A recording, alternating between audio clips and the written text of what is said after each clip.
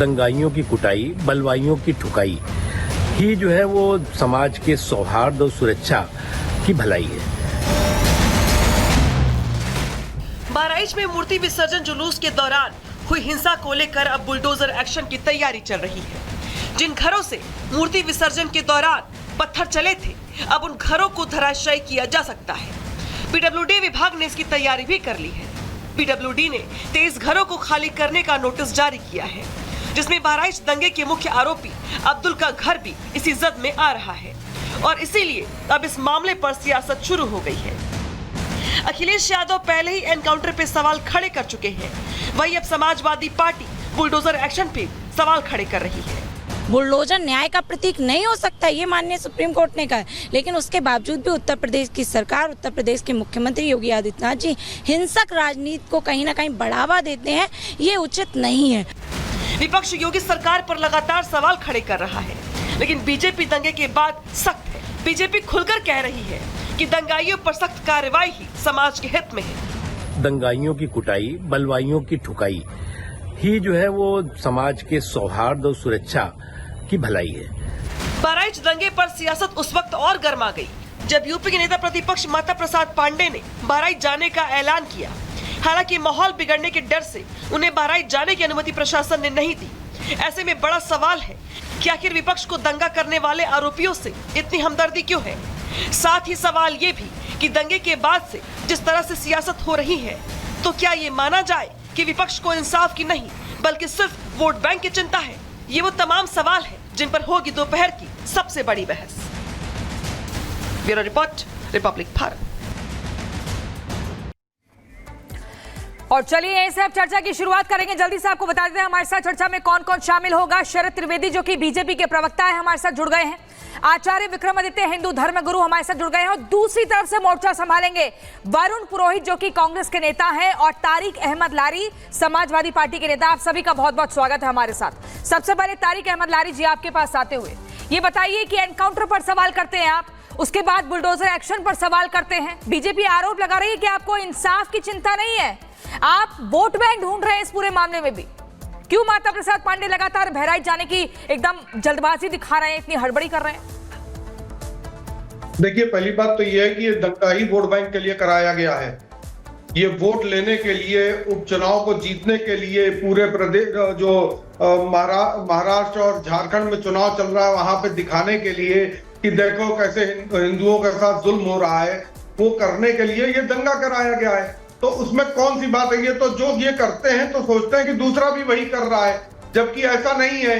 हम वहां पे जो लोग परेशान हुए हैं उन लोगों को देखने जाना चाहते हैं, तो उसमें कौन सी बात है? किस लिए अनुमति नहीं देंगे? क्या फर्क पड़ता अगर हम चले जाएंगे वहां पर जाकर देखाएंगे? वहां देखने में आपको क्या चीज आप छुपाना चाहते हैं? सरकार वहां क्या छुपाना चाहती है? प्रशासन वहां क्या छुपाना चाहती है? अपनी नाकामी तो जग जाहिर दिख रही है। शरद त्रिवेदी जी, सरकार क्या छुपाना चाहती है? वहां जाने की इजाजत क्यों नेता प्रतिपक्ष को नहीं मिल रही है, माता प्रसाद पांडे को? और ये कह रहे हैं कि माहौल तो इन्होंने वोट बैंक के लिए बनाया। देखिए, जहां जहां दंगा होता है वहां वहां विपक्ष उनके साथ खड़ा होता है। और अगर ये कह रहे हैं कि दंगा हमने करवाया है, तो इन्हें तो और भी खुश होना चाहिए कि दंगाइयों पे कार्रवाई की जा रही है। जब दंगाइयों के साथ एनकाउंटर होता है, उनको एनकाउंटर के लिए नहीं एनकाउंटर किया गया, तो उनको जो न्यायिक प्रक्रिया में लाने के लिए किया था वो तो इनके साथ ही है। इनको उन्हें समझाना चाहिए था कि आप आ जाइए, सरेंडर कर दीजिए, आपके वो एनकाउंटर नहीं होगा। ये सारे इनके साथ के लोग हैं। जब विकास दुबे का एनकाउंटर हुआ तब ये विकास दुबे के साथ खड़े थे। जब विजय मिश्रा का हुआ तो ये विजय मिश्रा के साथ खड़े थे। अतीक अहमद, मुख्तार अंसारी, आजम खान, जितने भी अपराध के जो प्रतीक हैं उत्तर प्रदेश में, वो सारे इनके नौनिहाल हैं। तो इन्हें तो तकलीफ होगी। आप देखें कि जहां इनका भी मोइन खान का जो किस्सा हुआ था अयोध्या में, वहां मोइन खान का जो बेकरी है वो चल रही थी सरकारी जमीन पे और सरकारी थाना चल रहा था। दंगाइयों को लेकर जो हमदर्दी लगातार हो रही है, बहुत सवाल खड़े करती है। एक तरफ कह रहे हैं कि उन्होंने माहौल बनाया, दूसरी तरफ कहा जा रहा है कि भाई इसमें माहौल क्या है? आप पूरा मामला देखिए ना, कोई अगर निकल रहा है सामने से, आप उन पर पथराव करेंगे, मामला पूरा एकदम गरमाने का प्रयास करेंगे तो माहौल बिगड़ेगा ही ना। मैं कांग्रेस नेता वरुण पुरोहित जी आपके पास आना चाहूंगी। बताइए, पीडब्ल्यूडी एक सरकारी विभाग है, सीधे तौर पर वो कह रहे हैं कि जिन लोगों ने अतिक्रमण किया है, आप अपने कागज दिखाइए, अगर आपके पास कागज है तो ध्वस्तीकरण नहीं होगा, कागज नहीं है तो ध्वस्तीकरण होगा। इसमें कहां से धर्म ढूंढा जा रहा है? इस पर सियासत क्यों की जा रही है? देखिए, कोई सियासत नहीं की जा रही है। दिल्ली में भी जब बुलडोजर चल रहे थे, जब भी मैंने प्रश्न उठाया, कंटिन्यूस उठा रहा हूं, न्यायिक प्रक्रिया को आप बाईपास नहीं कर सकते। दूसरी बात, अगर अवैध अतिक्रमण है तो आप मुझे बताइए, आज दिन तक किसी अधिकारी जिसके टेन्योर में घर बने हैं उसका टूटा क्या किसी का? उसको तोड़ते हैं तो मैं इनको सल्यूट करता। अधिकारी जो बनवाते हैं, अवैध अतिक्रमण कराते हैं, जिनके टेन्योर में जो भी लोकल सेल्फ की बॉडीज होती हैं, चाहे डेवलपमेंट अथॉरिटी हो, चाहे नगर निगम हो या म्युनिसिपैलिटीज हो, तो उनके कौन से अधिकारी बाबू के घर तोड़ दिए उन्होंने? 7 साल इनका राज हो गया।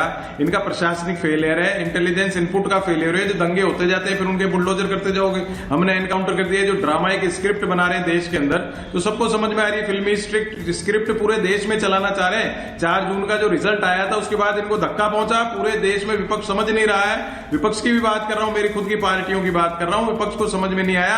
इन्होंने एक पूरी रणनीति बनाई पैन इंडिया, इस प्रकार से करना है। जब तो हरियाणा जीते, ये पूरे पैन इंडिया ऐसे काम करेंगे जिससे आगामी चुनाव सारे जीतने का प्रयास करेंगे। अब आगे अगर इनमें मन में सच्चाई है, सत्यता है, तो पूछिए इनसे, एक अधिकारी का घर तोड़ के बता दें जिसने अतिक्रमण करवाया, उसका क्यों नहीं घर तोड़ देते? उसका घर नहीं तोड़ेंगे क्योंकि अतिक्रमण जब हुआ तब किसी ने ध्यान नहीं दिया। लेकिन अगर अब उसको चिन्हित किया जा रहा है, अब उसको चिन्हित किया जा रहा है वरुण पुरोहित जी, तो उसमें समस्या क्या है? उस पर कार्रवाई कर रही है ना। यहाँ पर पीडब्ल्यूडी की विभाग टीम जो है कार्रवाई कर रही है। नोटिस जस्पा 3 दिन पहले कर दिया और कहा कि आपको 3 दिन का समय दिया जा रहा है। सबसे हैरानी की बात यह है, आप विपक्ष जो सवाल उठा रहा है, तस्वीरें आप देखिए सुबह से आ रही है, लोग अपना सामान लेकर जा रहे हैं, टीन शेड दुकानों के बाहर से हटा रहे हैं। यानी कि वो खुद मानते हैं, कि उन्होंने अतिक्रमण किया, गलत किया, सड़क पर 20 फीट आगे तक पूरा घेराव किया था। अब उन्हें जाना पड़ेगा, कार्रवाई हो रही है। तो आचार्य विक्रमादित्य जी, जिस तरीके से एक तो 20 फीट आगे सड़क पर पूरा कब्जा होता है, अब ध्वस्तीकरण के लिए टीम जाती है तो उस पर विपक्ष सवाल उठाता है, वोट बैंक की राजनीति करता है। लेकिन इन्हें यह समझ नहीं आता कि आरोप जो लगाए जा रहे हैं कि जिन्होंने माहौल खराब किया, हमारे घर के बाहर बैंड बाजे बजा रहे थे, सबसे बड़े आरोपी तो वो हैं जो सड़क पर कब्जा करके बैठे हैं। नहीं, सबसे पहले इस बात को समझना चाहिए, आज जिस प्रकार से विपक्षी लोग यहाँ पर बात कर रहे हैं, मुझे लगता है हास्यप्रद है। यानी ये कहना चाह रहे हैं कि चोरी होने के बाद जिसके पास चोरी का सामान हो गया वो उसकी पपोती हो गई। ये दंगाइयों के साथ, आतंकवादियों के साथ जो खड़े होने की लगातार परंपरा रही है विपक्षी दलों की। दिल्ली में एक एनकाउंटर होता है, आपको याद होगा, हमारे देश के सर्वोच्च नेता जो है कांग्रेस के, वो आंसू बहा रहे थे। ये स्थिति लगातार है। बलात्कारियों के साथ जाके खड़े होना, बलात्कारियों को गलती हो जाती है लड़कों से कहना, ये बयान जो आते हैं वो दिखाते हैं मानसिकता किस प्रकार की है, किस प्रकार से लोगों को कि अपराध को क्षमा करना है, अपराध किससे नजरअंदाजी करना है, क्योंकि वो वोट बैंक गलत है। इस बात को हमें स्वीकार करना पड़ेगा, चाहे 10 साल पहले गलत हुआ, चाहे 100 साल पहले गलत हुआ, या कल गलत हुआ, या आगे गलत होगा। जो गलत होगा उसको सजा देने के लिए न्यायालय, उसके लिए व्यवस्था बनी है ना, उसके लिए बुलडोजर की व्यवस्था बनानी पड़ेगी। सरकार का और न्यायपालिका का खौफ मन में होना चाहिए कि व्यवस्था गलत करोगे तो आज नहीं तो कल टूटेगा। अब जो गलत कर रहा है दिल्ली के अंदर, अभी बात कर रहे थे पुरोहित जी, शीला दीक्षित का टाइम भूल गए क्या? जिस प्रकार से बुलडोजर रोडों पे घूमता था, एंक्रोचमेंट को तोड़ता था, क्या वो सरकार गलत कर रही थी? 15 साल दिल्ली में शीला दीक्षित का राज रहा और हर गली के अंदर जो एंक्रोचमेंट वो कैसे गलत चीज को तोड़ना गलत। अधिकारी की बात, आप संरक्षण अधिकारी आज कोई अधिकारी गलत नहीं था क्या? आप कंप्लेंट करो, अधिकारियों के नहीं तोड़ोगे जी। मैं कह रहा हूँ बहुत बढ़िया उठा रहे हो आप कंप्लेंट करो ना। मतलब आपका प्रशासन टोटल फेलियर है, आपका प्रशासन फेलियर है। मैं कह रहा हूँ आपके जमाने में समय अतिक्रमण आप कंप्लेंट करो। अरे जनता कंप्लेंट करेगी, कंप्लेंट होनी चाहिए ना, उसके लिए व्यवस्था है, उसके लिए व्यवस्था है। अगर आपको लग रहा है कि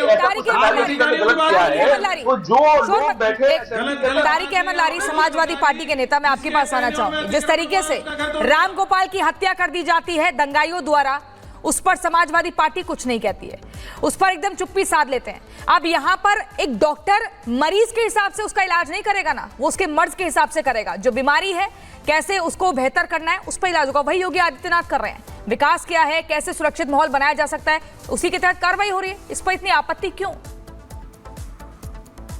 देखिए, एक यूरेशियन आतंकवादी ने हमला किया था एक आदमी के घर में घुस के। मेरे घर के अंदर घुसकर एक आतंकवादी अगर मेरे सामान को तोड़ेगा, मेरे घर की औरतों को छेड़ेगा, मेरे घर की औरतों के साथ बदसलूकी करेगा, तो सरकार ने मुझे अपनी आत्मरक्षा करने के लिए उस आतंकवादी को मारने की इजाजत दी। देखे तो वहां पर जो लोग बैठे थे उन्होंने गंदे गंदे गाने बजाए और उन्होंने संसद जुदा के नारे लगाए, नबी की तलवार चलेगी, उन्होंने किस प्रकार के वक्तव्य वहां चलाए और ये सबके सामने है। किसी की बात समझ नहीं आई, ऐलान किया गया, गलत बोल रहे हैं लारी साहब। आचार्य विक्रमादित्य एक यूरेशियन आतंकवादी जब बैठकर आतंकवादी